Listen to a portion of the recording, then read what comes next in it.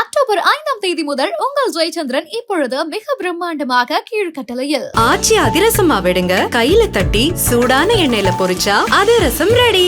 Don pictures தயாரிப்பில் தனுஷ் இயக்கி நடிக்கும் இட்லி கடை அக்டோபர் 1 முதல் உங்கள் அபிமான திரையரங்குகளில். திருவண்ணாமலையில் ஆந்திர மாநில இளம்பெண்ணை கூட்டு பாலியல் பலாத்காரம் செய்த காக்கிகள் செயல் மிகப்பெரிய அதிர்வலைகளை ஏற்படுத்தியுள்ளது. திருவண்ணாமலை கிழக்கு போலீஸ் ஸ்டேஷனில் கான்ஸ்டபிளாக பணியாற்றி வந்தவர் சுந்தர்.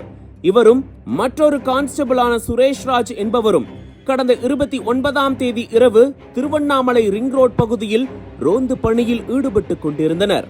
அப்போது அதிகாலை 3 மணி அளவில் ஆந்திர மாநிலம் சித்தூரில் இருந்து திருவண்ணாமலைக்கு வாழைத்தார்களை ஏற்றிக்கொண்டு சரக்கு வாகனம் ஒன்று வந்துள்ளது.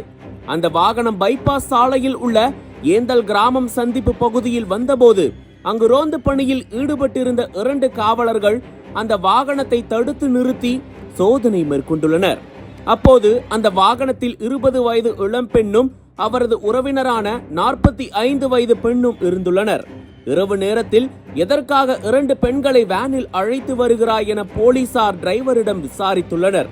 அதற்கு இருவரும் தாய்மகள் எனவும் கோயில் சாமி தரிசனம் செய்ய விரும்பியதால் வேனில் அழைத்து வந்ததாக டிரைவர் தெரிவித்துள்ளார்.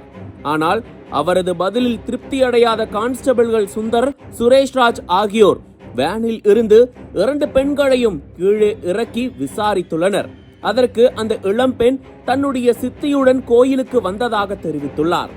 அப்போது அங்கிருந்த கான்ஸ்டபிள்கள் இருவரையும் ஸ்டேஷனுக்கு விசாரணைக்கு அழைத்து செல்வதாகவும் வாழைலோடு இறக்கிவிட்டு அழைத்து செல்லுமாறும் டிரைவரிடம் தெரிவித்துள்ளனர். பின்னர் கான்ஸ்டபிள்கள் அந்த 2 பெண்களையும் தனித்தனியே பைக்கில் உட்கார வைத்து திருவண்ணாமலை வேட்டவளம் சாலையில் உள்ள சவுக்கு தோப்பிற்கு அழைத்து சென்றுள்ளனர்.